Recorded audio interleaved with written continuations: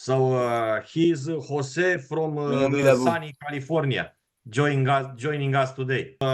Nice to meet you. If you can please tell them your spiritual story, like you told me, so that they also come to know you. He has a very interesting story. Yes. Sure. I started my spiritual journey, as the sensei say, as a 7-day Adventist.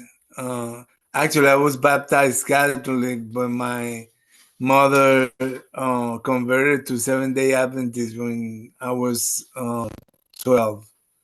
I stayed active in the church until I was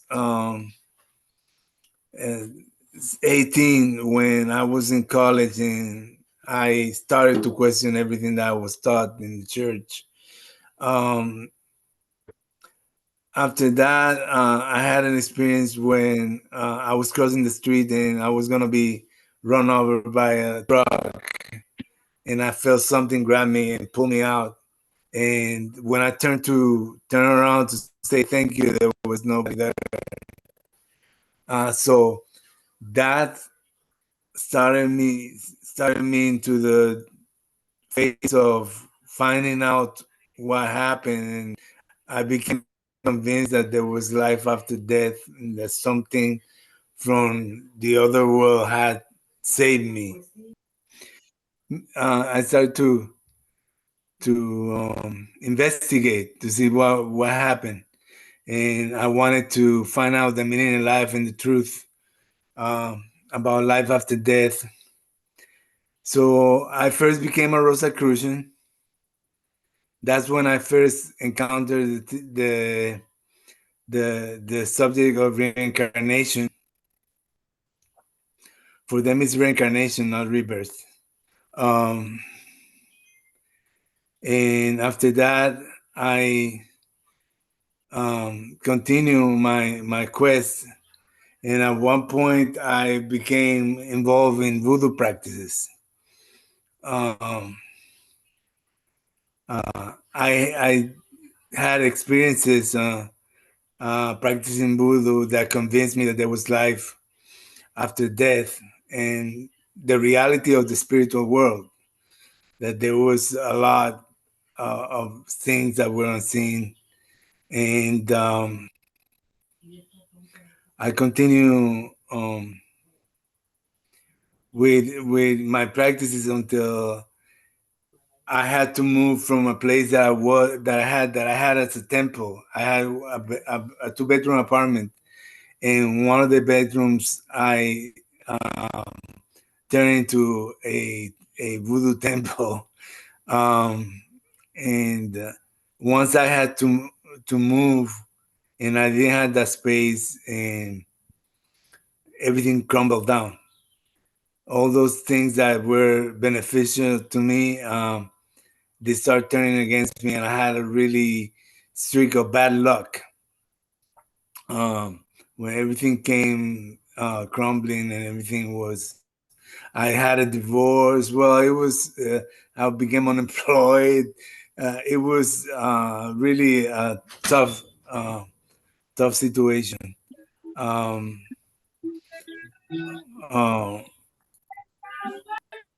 after that, I became,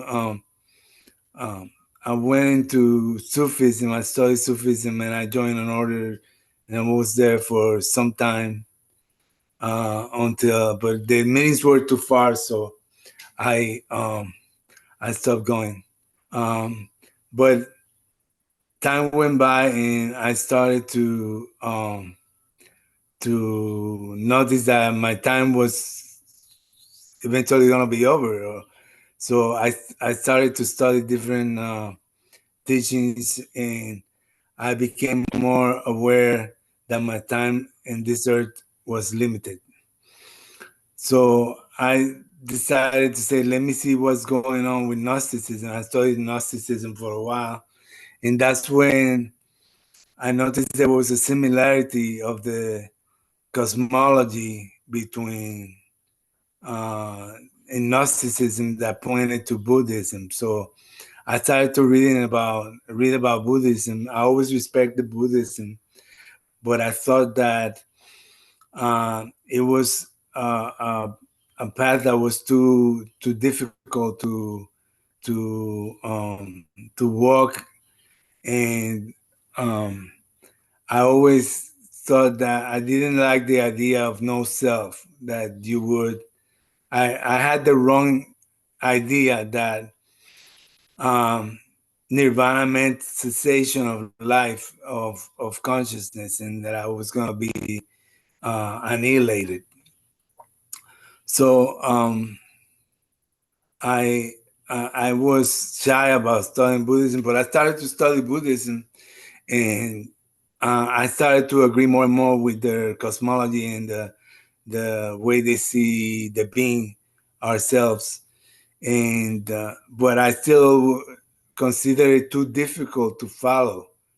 But one day I was going through YouTube videos, and I encountered this Chinese Pure Land video that piqued my interest, and I started to see their videos, and I started to read books on the Pure Land, and I became interested, and I started saying the name of Amitabha. Then that's how I got here. I continued, and I studied the Pure Land. I became convinced that Jodo Shinshu was the right path for me to follow.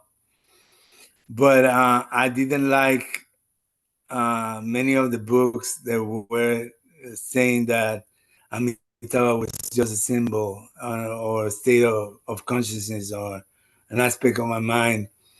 And that's when I continued to read and found Reverend Josh's books, and I started to read them.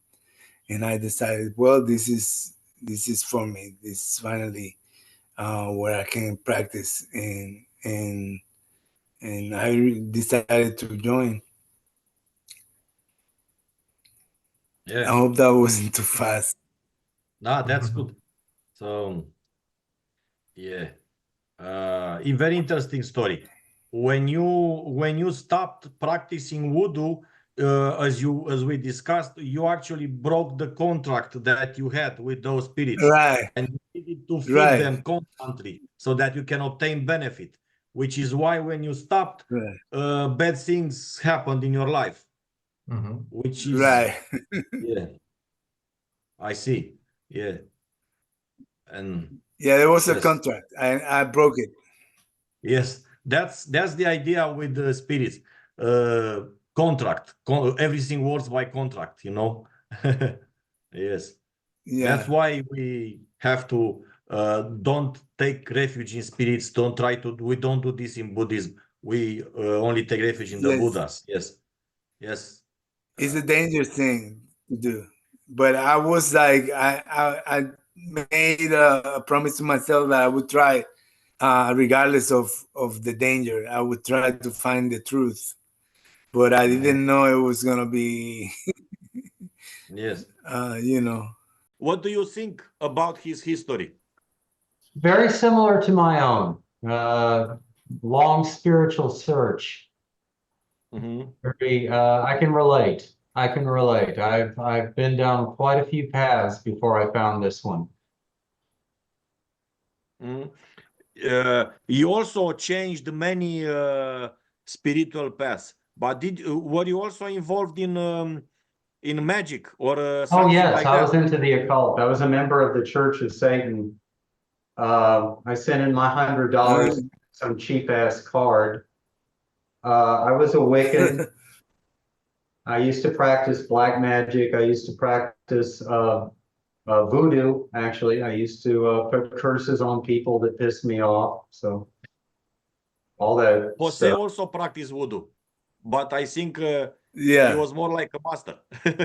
This was more like traditional Peo Mayombe or Santa Maria. I mean Santeria or something. Probably. Yeah, it was. Yours was more traditional. It wasn't was. Yeah, the thing about voodoo is that I'm not saying that it provides results it? on what you want. You know, I'm not saying that's right, but whatever your goal is, if you want to see some stuff, they'll provide it for you. They will. It's effective, is what I'm trying to say. Basically, Yeah. it's effective. Yeah. It's not. It's not for everybody. Yeah. You have to have. I was a witch, a self-proclaimed witch for a long time. So I told everybody, and I would Yeah. read tarot cards and did a lot of scrying. I looked into the crystal. Oh, okay. Yeah. You guys had a great history of spiritual search. We, you are also The older than us. Halloween crew here. Jose Pomales, do you still want to be member of Amidaji and receive refugees? Yes, I do. Yes. So I decided today to receive you in the sangha of Amidaji and to give you the 3 refugees and Dharma name. So we very will good. do a short ceremony. We can do this online. Other types of ceremonies we can't do online, but this we can do. And you already know the meanings of the 3 refugees in Jodo Shinshu. Yes. You will say, when you take refuge in the Buddha, you will you take refuge first and foremost in Amida Buddha and automatically in all Buddhas, because all Buddhas praise Amida's name and encourage us all to entrust to Amida. So when we actually take refuge in Amida, we take refuge in all Buddhas. When we take refuge in the Dharma, we take refuge in Amida Dharma, in the teaching of the primal vow of Amida Buddha. And by doing this, we automatically fulfill the goal of all Dharma gates, which is to lead all beings to liberation. And we enter to this liberation through the Dharma door of the primal vow. And by saying the name of Amida Buddha is like doing all practices of all Dharma gates. And by taking refuge in the Sangha, you take refuge in the Sangha of those people who have Shinjin. It's the Sangha in its aspect of Shinjin. It means that from now on, Jose, you will consider your spiritual friends and teachers to be people of faith in Amida Buddha. You will exclusively have faith and say the name of Amida Buddha and don't do any other practice, other spiritual practice. Take refuge only in Amida Dharma, don't follow other teachings, and take refuge in the Sangha in the sense that your teachers and spiritual companions are people of faith in Amida Buddha. So, of course, you can drink a beer and have friends from other religions too. Doesn't matter. It doesn't, no problem. But your spiritual friends and people you ask for advice on the spiritual matters are people of faith in Amida, because we learn from each other. Namo Kie Bu. Namo Kie Bu. Namo Kie Ho. Namo Kie Ho. Namo Kie So. Namo Kie So. Namo Kie Bu. Namo Kie Bu. Namo Kie Ho. Namo Kie Ho. Namo Kie So. Namo Kie So. Namo Kie Bu. Namo Kie Bu. Namo Kie Ho. Namo Kie Ho. Namo Kie So. Namo Kie So. Namo Amidabo, Namo Namo Amidabo, Namo Amidabo, Amidabo, Namo Amidabo, Namo Amidabo, Namo Amidabo, Namo Amidabo, Namo Amidabo, Namo Amidabo, Namo Amidabo, Namo Amidabo, Namo Amidabo, Namo Amidabo. Namo Amidabutsu. Thank you. So, welcome in the sangha, Jose. Namo Amidabo. Thank you. I offer you a Buddhist name. In our tradition, Buddhist names are actually two names. One is Shaku, which means disciple of Shakyamuni, and it's a common name for all Jodo Shinshu Buddhists. All Jodo Shinshu Buddhists have the name Shaku, like a family name. I think your name is Pomales, family name. So it's like Pomales. And then it's a specific Buddhist name, which is composed of two Chinese characters. In your case, I choose Koshin. Koshin means light of faith. So your Buddhist name is Shaku Koshin or Koshin. You can say it Koshin Jose Pomales. Koshin is your Buddhist name. It means light of faith. So it's my wish that you forever walk in the light of Amida Buddha and receive the light of faith of Amida Buddha into your heart. That is why I gave you this Buddhist name, Koshin, light of faith. I hope you like it. And I do. I'm going to call light Shin faith. And you can tattoo them wherever you want. To show to your bodies on here. So this is your true name. Our Buddhist names are our true names. In the spiritual world, we are known by our true name. Josho, Koshin, Kosho, Hozan, Seijun, Joshin, Hokai. This is our true names. So they show that we follow the path of the Buddha, of the primal vow. So enjoy it and walk in the light of Amida Thank Buddha. you. Namo Amida Bu. Namo Amida. Namo Amidabutsu. A lovely name, and I hope the light of Amida Buddha guides your life. And remember that it doesn't matter how dark our past is or how many stupid things we did on our spiritual path. I myself committed many stupid things in this life and in former lives, following wrong paths. But as Master Dan Luan says, I think even if a dark room is kept in 1,000 years in a basement, when the light comes, the light doesn't have to ask for permission, or like the darkness cannot say, I have been here for 1,000 years, you cannot come here. No, the light just enters, and it is as if it had never existed in the first place. Yes.